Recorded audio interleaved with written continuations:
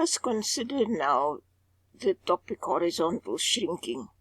So when we look at our general formula here, y equal to a tan b times theta minus h plus k, we notice that in this case, when we look at tan of 2 theta, we have our a value equal to 1 and our b value equal to 2, whereas h is equal to 0 and k is also equal to 0.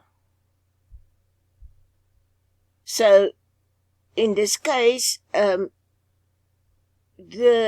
horizontal values, so if I, for instance, plug in a value 45, at 45 will happen what happened at 90 degrees before. So everything runs faster through the period. So if I look in between these two vertical lines, if I look in between these two vertical lines, theta equal to negative 90 and theta equal to plus 90, I must now squeeze in two of these shapes for that time period. So if I now just look at, for instance, 22.5 and I multiply it by 2, I must get the same value as I got for 45 degrees. So I make a dot, a 1 at 22.5. And the same for negative 22.5, I will make a dot there. So then we have our regular shape again, and we have a vertical asymptote now at 45 and not at 90. So the graph will look like this.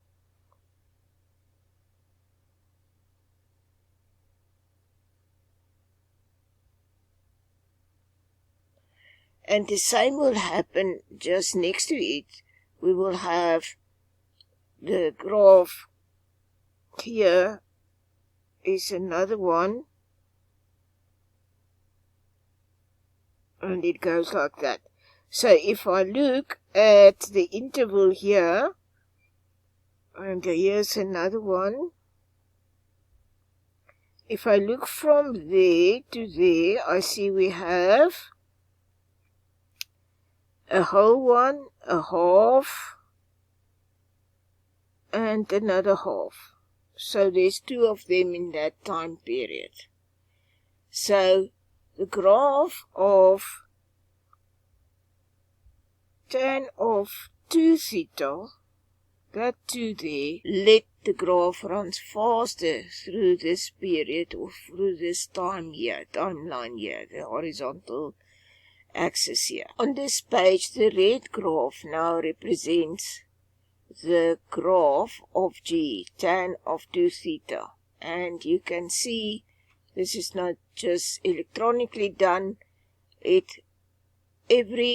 In between the two green vertical asymptotes, we now have two of that same functions, tan of 2 theta. So in this case, the period, which was 180, is now divided by 2, which gives us 90 degrees, shorter period. Again, we have no amplitude, and that will be so for all tan graphs. The roots are now, some of them coincide, so we have roots at B, E, H, and K, but also we have roots now at P, U, and B1. And in general, or if I write down some of it, I will now see the roots are now at minus 90 degrees, at 0, at plus 90 degrees, etc. So in general, our roots, previously we had our roots theta equal to k times 180 degrees, where k is an element of z. So in this case, we will just divide this by 2. This 2 and that 2 corresponds to that 2, which is the inverse operation. We're dividing by 2 now. Again, we have no extremes. I just put it here for emphasis. We have no extremes. The vertical asymptotes, previously we had 90 degrees plus 180 times k. Now we can write it as 45 degrees plus k times 90 degrees. Because to get from this to that, we have to add 90 degrees. Okay, element of z. And we can also write it as theta equal to 2k plus 1 times 45 degrees, k element of z. So this 45 degrees is just 90 degrees divided by 2. The concavity changes exactly at the same places, so it changes at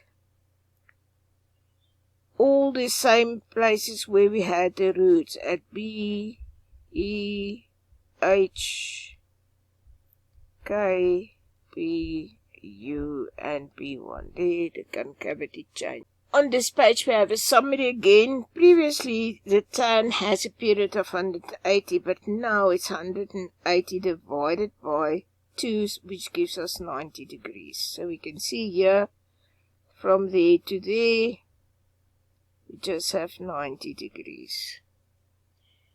And this is how it works. We do not have an amplitude because we do not have a maximum or a minimum value. The roots are listed there, and also the roots are listed there, and you can see all of it. It is from minus 90, 0, 90, etc. That is our roots. Previously we just had minus 180, 0, and 180, but now we have these extra in between, and also the 270. So in general, we can write the roots again like that, and as I explained before, the divided by 2 comes from the multiplication with 2 here. So in general, we can also write down the formula for the vertical asymptotes, and we can also list the points of concavity where the concavity changes, so which we call the inflection points, and we can use the same formula to get the positions of them as that of the roots.